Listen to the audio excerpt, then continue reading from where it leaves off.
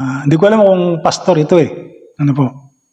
Pero talagang nakikita natin na kung gaano kamali yung kanilang mga dinadalang aral. Yung statement na kanyang sinabi ay ganito.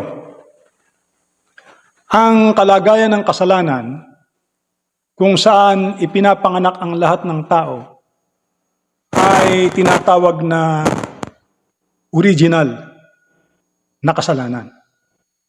Ito ay nagmula sa unang pinagmulan, ang kasalanan ni Adan at Eva, ang unang mga magulang ng sangkatauhan. Kasama rito ang makasalanang kalagayan ng lahat ng miyembro ng sangkatauhan bago pa man sila aktwal na magkasala sa kanilang sarili. Isa po sa iniisip kong mali sa statement na ito ay yung sinasabi nilang yung original na kasalanan nagmula sa unang pinagmulan na yun ay yung kasalanan ng ating unang mga magulang ni Eva at Adan. Hindi po yun totoo. Kasi sina Adan at Eva, yan po ay biktima lamang. Hindi sila ang original ng kasalanan. Ang origin po ng sin ay walang iba kundi si Lucifer. Gusto ko pong bumasa sa inyo ng ilang mga komentaryo ni Ellen G. White tungkol sa bagay na yan. At bagaman sinasabi ng sulat ni Ellen G. White na ang origin ng sin ay si Lucifer, kung paano ito sumibol, kung paano ito sumilang, ay isang hiwaga. Mysterious po ito. Dito po sa Great Controversy, page 493, paragraph 2, may ganito pong pahayag si Ellen G. White. Ang batas ng pag-ibig bilang pundasyon ng pamahalaan ng Diyos, ang kaligayahan ng lahat ng nilalang ay nakasalalay sa kanilang ganap na pagkakaisa sa dakilang prinsipyo ng katuwiran. Ninanais ng Diyos mula sa lahat ng kanyang nilalang ang paglilingkod na may pag-ibig. Isang pagpupugay na nagmumula sa matalinong pag-unawa sa kanyang karakter. Wala siyang kasiyahan sa pinilit na katapatan. At sa lahat ay pinagkakaloob niya ang kalayaan ng kalooban upang maaari siyang maglingkod sa kanya ng kusang loob. Ngunit may isang nilalang na pinili ang baligtarin ang kalayaan ito. Nagsimula ang kasalanan sa kanya. Nakasunod ni Kristo ay pinakamarangal ng Diyos at nakatayo sa pinakamataas na kapangyarihan at karangalan sa lahat ng naninirahan sa langit. Sin originated with Him who next to Christ had been most honored of God and who stood highest in power and glory among the inhabitants of heaven. Before his fall, Lucifer was first of the covering cherubs, holy and undefiled. Ang sabi roon, bago ang kanyang pagbagsak, si Lucifer ang una sa mga kerubin na tagatakip, banal at walang dungis. Ganito ang sabi ng Panginoong Diyos, tinakpan mo ang kabuuan, puno ng karunungan at perpekto sa kagandahan. Nasa Eden, sa hardin ng Diyos, ang bawat mahalagang bato ang iyong balabal. Ikaw ang pinahiran ng langis na kirub na tumatakip. At iniligay kita rito. Ikaw ay nasa banal na bundok ng Diyos. Ikaw ay naglakad, pataas at pababa, sa gitna ng mga batong apoy. Perpekto ka sa iyong mga lakad, mula nang ikaw ay nilikha. Hanggang sa matagpuan sa iyo ang kasamaan. Ezekiel 28:12-15. Great Controversy 493, paragraph 3. Dito ay pinaliwanag ni Ellen G. White na sin originated with him who next to Christ. Wala nga pong iba kundi si Lucifer. Ganun pa man, katulad ng nasabi ko, kung paano ito nagsimula sa isang sakdal, perpektong sansinukob, ay sabi nga ay isang hiwaga. Ganito po ang sabi sa The Signs of the Times, April 28, 1890. Ang mga anghel ay nilikhang puspos ng kabutihan at pag-ibig. Minahal nila ang isa't isa nang walang pagtatangi at minahal nila ang kanilang Diyos ng higit sa lahat. At dahil sa pag-ibig na ito, ay ninais nilang gawin ang kanyang kalooban. Ang kautusan ng Diyos ay hindi naging mabigat na pamatok para sa kanila, kundi ikinatuwa nilang tuparin ang kanyang mga utos at makinig sa tinig ng kaniyang salita. Ngunit sa kalagayang ito, ng kapayapaan at kadalisayan, ang kasalanan ay nagmula sa kaniya na dating sakdal sa lahat ng kanyang mga lakad. Isinulat ng propeta tungkol sa kanya, ang iyong puso ay nagmataas dahil sa iyong kagandahan. Iyong pinasama ang iyong karunungan dahil sa iyong kaningningan. Ang kasalanan ay isang mahiwaga at hindi may paliwanag na bagay. Sin is mysterious, unexplainable thing. Walang dahilan para ito ay umiral. Ang pagtatangkang ipaliwanag ito ay para na ring pagbibigay ng dahilan para dito. At iyon ay para na ring pagbibigay ng katwiran dito. Ang kasalanan ay lumitaw sa isang sakdal na sansinukob. Isang bagay na napatunayang walang maidadahilan. Walang maidadahilan. Bakit sumilang? Sumibol ang kasalanan sa isang sakdal na sansinukob. Kaya nga sabi roon, sin is a mysterious, unexplainable thing. So yan ang mga paliwanag na Ellen G. White about origin of sin. Kaya hindi po ako naniniwala na yung sinasabi nila ay ang original na kasalanan ay yung kasalanan ng ating unang mga magulang. Dinadan at iba, hindi po yun. Ang original o ang origin ng sin, ang pinagmulan ng kasalanan, ay si Lucifer. Bagaman ang pag-usbong nito ay isang hindi maipaliwanag, isang hiwaga.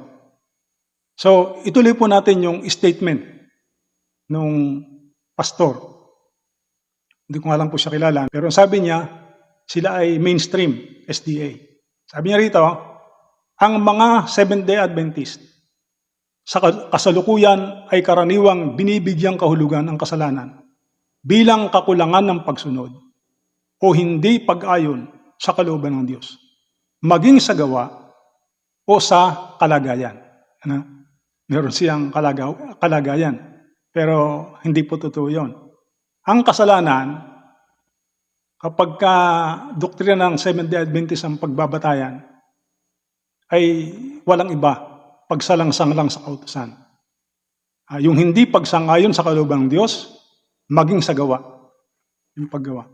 Pero yung kalagayan, na ikaw ay meron lamang sinful nature, hindi pa po yun kasalanan sa tao.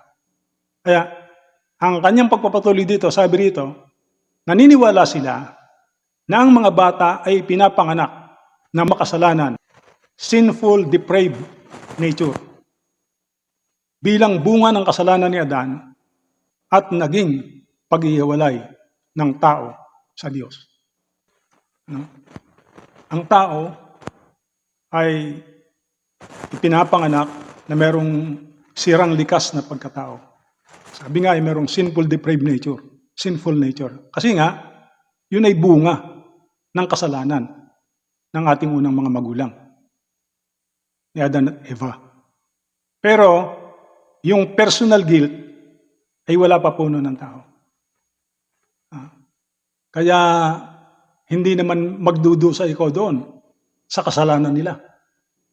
Although ikaw ay makakaranas ng epekto ng kanilang ginawa. Kaya nga tayo nagkaroon ng kamatayan. Ang bata o ang isang tao ay namamatay, yun ay bunga, epekto ng kasalanan ginawa ng ating unang mga magulang. Pero yung parurusahan ka dun sa ikalawang kamatayan, na wala ka namang ginagawang kasalanan, laban sa kautusan ng Diyos, ay hindi po mangyayari yun. Kagaya nitong sinasabi nilang itong sunod kong babasahin, ito po yung malaking pagkakamali, malaking kasinungalingan ito eh. Talagang maling turo talaga. Yun yung pong sabi nila,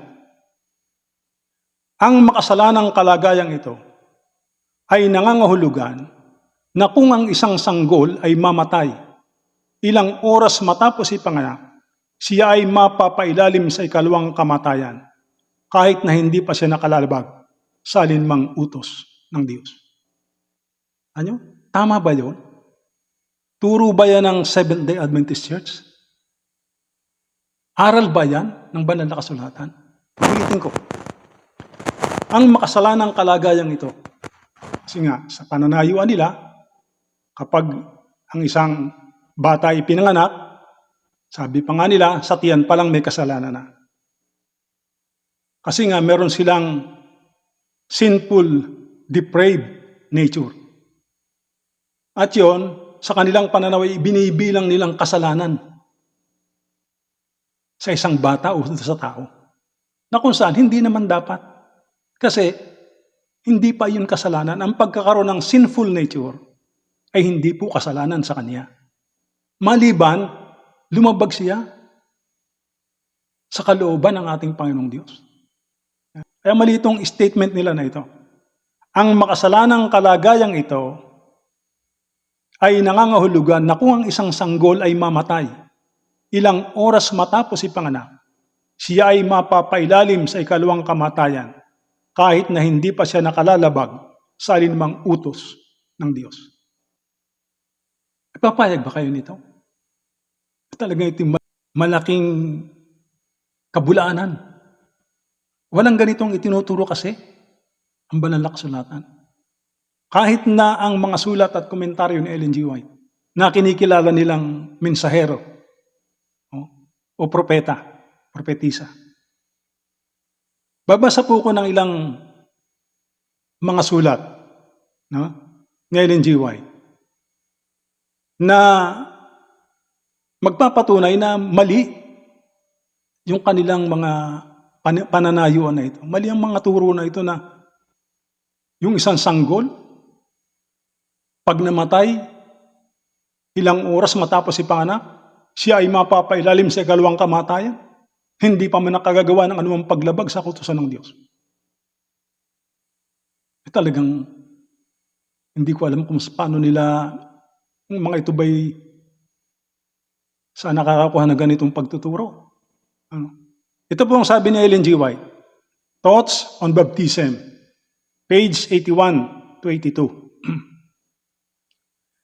They have no sins for which to answer.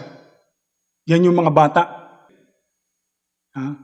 They have no sins for which to answer. They cannot fall under a penalty because they are innocent. Inosente po yun.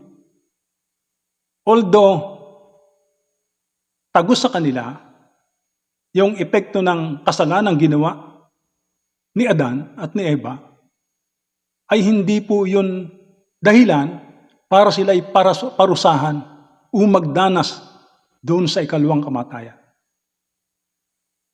Sabi ng Ezekiel 18:20, the son shall not bear the iniquity of the father. Ang kaluluwa na nagkakasala ay mamamatay. Ang anak ay hindi magdadanas ng kasamaan ng ama o magdadanas man ang ama ng kasamaan ng anak. Ang katwiran ng matuwid ay isa sa kanya at ang kasamaan ng masama ay isa sa kanya.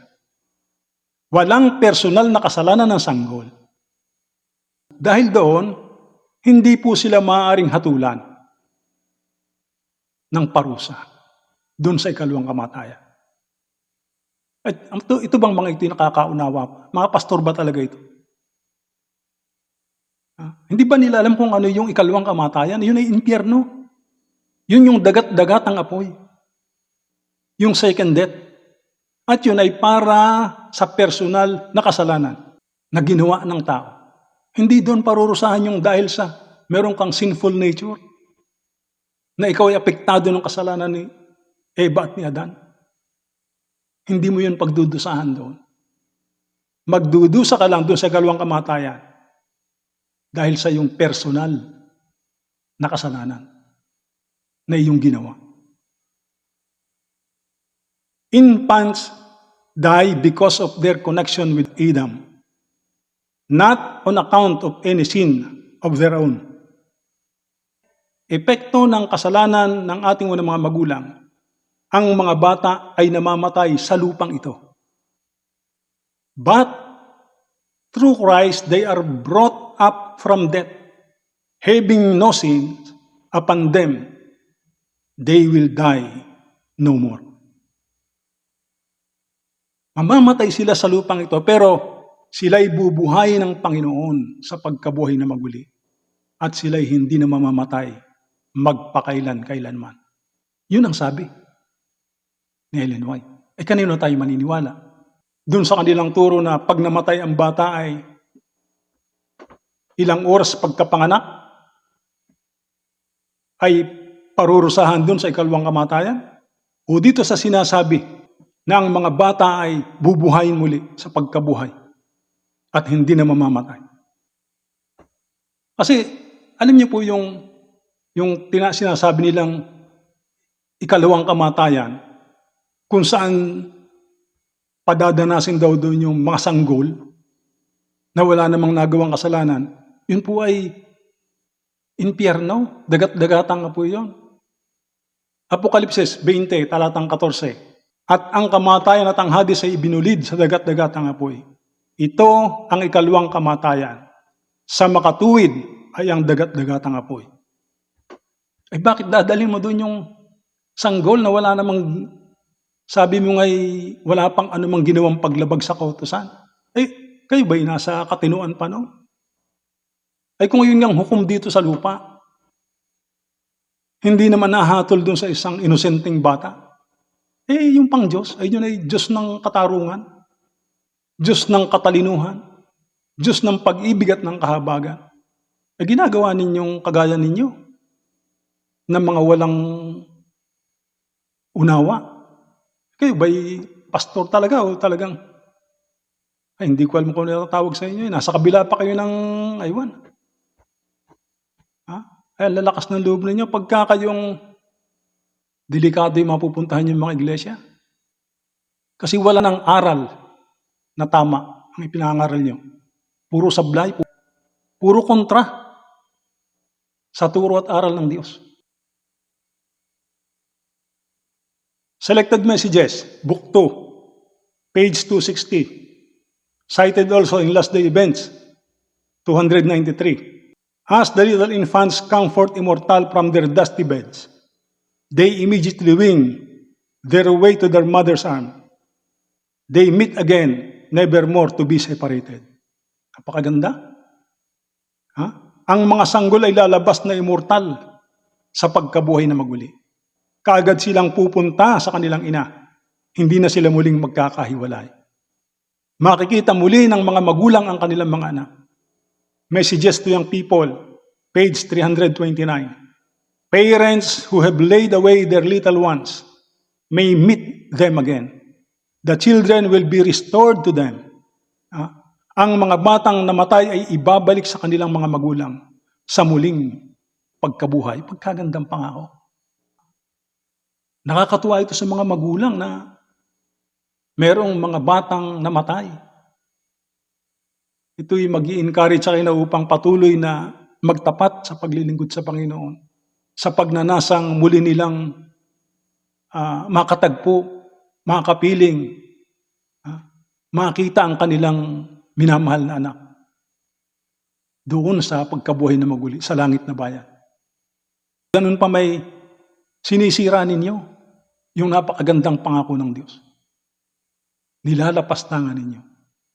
Nilalabanan ninyo yung turo at aral ng ating Panginoong Diyos. Saan ba kayo nakakakuha ng ganyang mga turo? The Adventist Home, page 540. We shall see our children again. We shall meet them and know them in the heavenly courts. Ang mga magulang na nawala ng anak ay makikita muli at makikilala ang kanilang mga anak sa langit. Ibibigay sila sa kanilang mga magulang, lalo na sa kanilang mga ina. Hindi na sila muling magkakahiwalay. Yan ang mga pangako na nagbibigay sa atin ng katuwaan kung ating pag-aaralan ang mga sulat ni Ellen G. White. Hindi ko alam kung kayo nagbabasa nito, comics naman yata ang binabasa ninyo. Kaya kung ano-anong turo ang inyong naunawaan. Pero sabihin mo yon, ituro nyo yun na ang mga sanggol pag namatay ilang oras pagkapanganak ay dadalhin o parurusahan doon sa ikalawang kamatayan. Kayo ba'y, wala yata, mga luko yata, mga ito na. Saan nga kita ituro mo yun?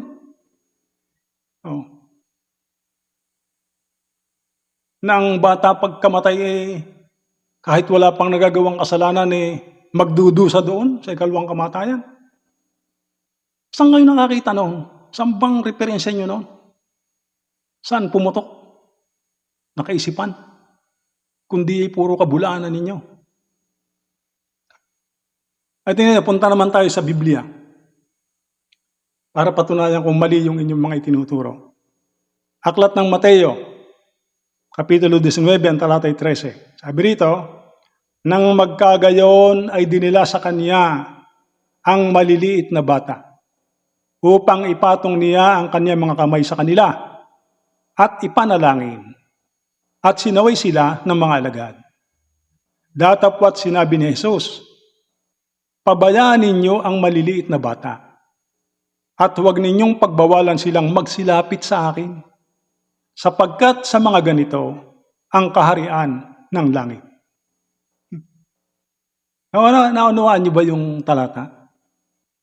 Tapos sasabihin niyo, parurusahan doon sa ikalawang kamatayan, apoy ng impyerno yan. Ay kaliwanag ng sabi ni Kristo, sila'y magmamana ng kaharian ng langit. Hindi lang si Mateo ang nagsulat, ang nagtala. Si Marcos may tala din. Si Lucas meron din. Ibig sabihin, totoo. Paulit-ulit na itinala sa Ebanghelyo upang ito'y matanim sa kaisipan ng mga tao. Maunawaan natin na ang kaharian ng langit ay para sa mga bata. Tingnan nyo, sa account ni Marcos, Gis, talatang 13, at dinadala nila sa kanya ang maliliit na bata upang sila'y kaniyang hipuin at sinaway sila ng mga alagad. Datapwat nang ito'y makita ni Jesus, ay nagdalang galit siya. Nagalit si Jesus sa mga alagad dahil sinasaway yung mga bata. Ang sabi ng ating Panginoon Jesus, pabayaan nyo silang magsilapit sa akin. Ang maliliit na bata, huwag nyo silang pagbawalan, sapagkat sa mga ganito, nauukol ang kaharian ng langit. Pinapakaliwanag niya na ang kaharian ng langit ay para sa mga bata. O aklat ng Lucas, 18, talatang 15. At dinala naman nila sa kanya ang kanilang mga sanggol. Ano? Doon sa una, maliliit na bata, little children. Dito naman, infants, sanggol sa Lucas. Upang kaniyang hipuin sila. Datapwat nang makita ng mga alagad ay sila'y sinaway nila. Datapwat pinalapit sila ni Jesus sa kanya na sinasabi, pabayaan ninyong magsilapit sa akin ang maliliit na bata. At huwag niyo silang pagbawalan, sapagkat sa mga ganito, nauukol ang kaharian ng Diyos. Talagang kayo ba'y Nagbabasa pa ng Biblia o talagang hindi na? How come? Papaano ninyo nasabi? Papaano nyo na ituturo sa mga kapatid na ang mga sanggol pagkapanganak at namatay ay doon dadalhin sa ikalawang kamatayan? Pagdudusahin nyo dun sa apoy ng impyerno na wala namang ginawang kasalanan. Talagang wala na kayo sa katinuan. Ay talagang tamang-tama sa inyo yung sinasabi ni Propeta Isaias, 56:11, no? Yung mga aso na matatakaw, sila kailan may walang mga kabubusugan. Sino raw yun? Mga pastor na hindi nakakaunawa. Ay talagang masasabi ko hindi kayo nakakaunawa. O talagang binulag na ng Diyos ng sanlibutan ito ang inyong mga kaisipan. Kaya sa inyo hindi sumisilang ang katwiran ng ating Panginoong Hesus. Sabi ro, mga pastor na hindi nakakaunawa, sila'y nagsilikong lahat sa kanilang sariling daan na mula sa lahat ng dako, bawat isa'y sa kaniyang pakinabang. Yan ang sabi ni Propeta Isaias. Sa mga pastor na kagaya ninyo, ay talagang hindi na kayo nakakaunawa. Saan kayo nakakita noon? Na ituturo nyo sa mga tao, ay hindi malungkot yan sa mga ina. Nasasabihin yung mga bata pagkapanganak at namatay, dadalhin doon sa ikalawang kamatayan. Ay, hindi niyo ba kayo kinikilabutan sa inyong itinuturo? Ay samantalang ang sabi ng ating Panginoong Hesus ay ang kaharian ng langit ay para sa mga maliliit na bata. Sa pagkabuhay na maguli ay bubuhay ng mga sanggol na ito at ibibigay sa kandungan ng kanilang mga ina. Ay gano'ng kalaking katuwaan yun sa kanila. Pagkatapos sasabihin nyo naman ay susunugin doon sa apoy ng impyerno, doon sa ikalawang kamatayan, at talagang wala kayo sa katinuan ng inyong mga turo na yan. Ha? Pag binasa niyo yung aklat ng Mateo, Kapitulo 18, ginamit pa sa halimbawa ang mga bata. Nasabi ay, malibang kayo'y magsipanumbalik at maging tulad sa maliliit na bata. Sa anuman anyang paraan ay hindi kayo magsisipasok sa kaharian ng langit. Tayo nga matatanda ay pinapagaya sa bata. Yung pagtitiwala, yung pagpapakababa, yun ang itinuturo na inihahalin tulad sa mga bata. Literal na bata ay sa kanila yung kaharian ng langit.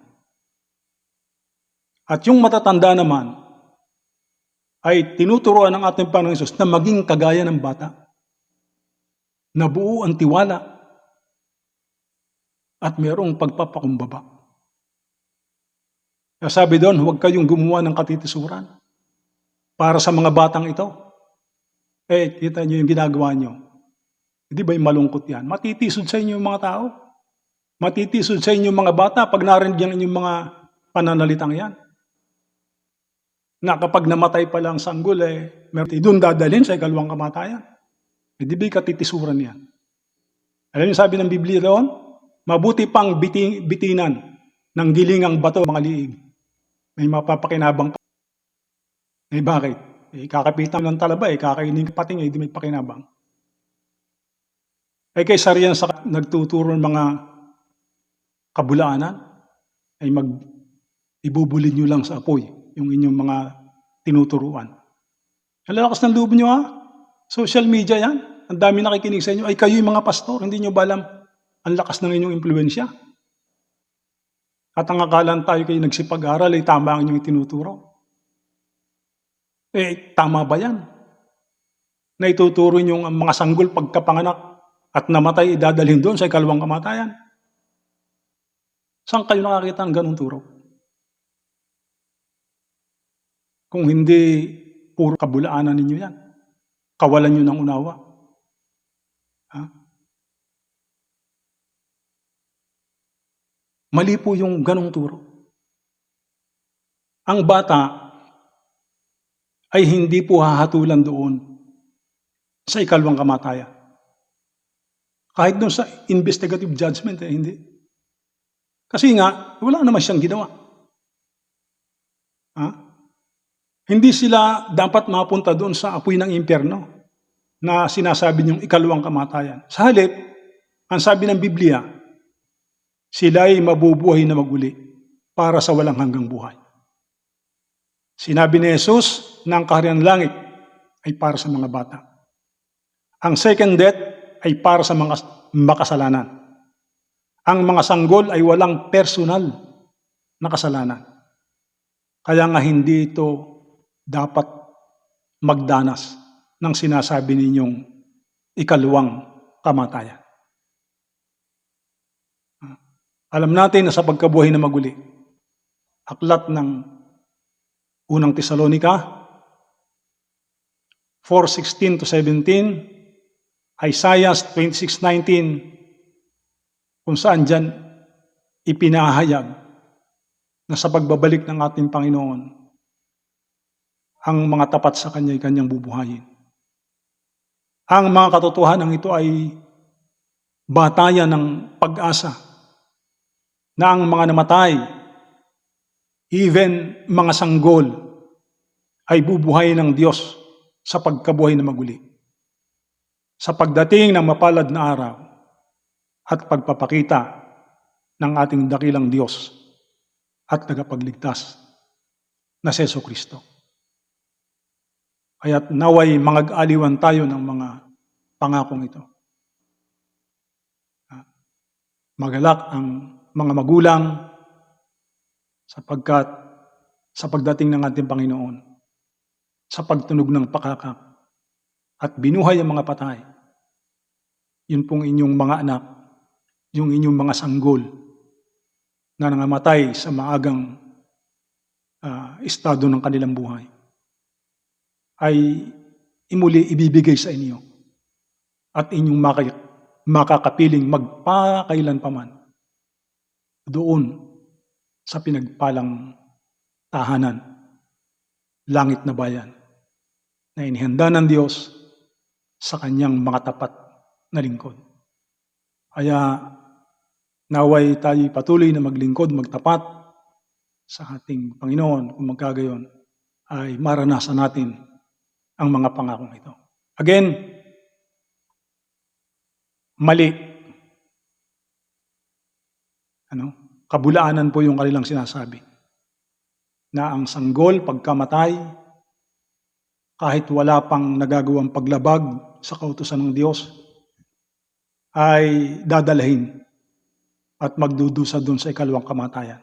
Yun po'y walang katotohanan. Ang totoo niyan, ang sabi ng ating Panginoon Hesus, ang kaharian ng langit ay para sa mga maliliit na bata. Yun ang ating paniwalaan. Itakwil natin ang mga maling aral. Pagpalain po tayo ng Diyos.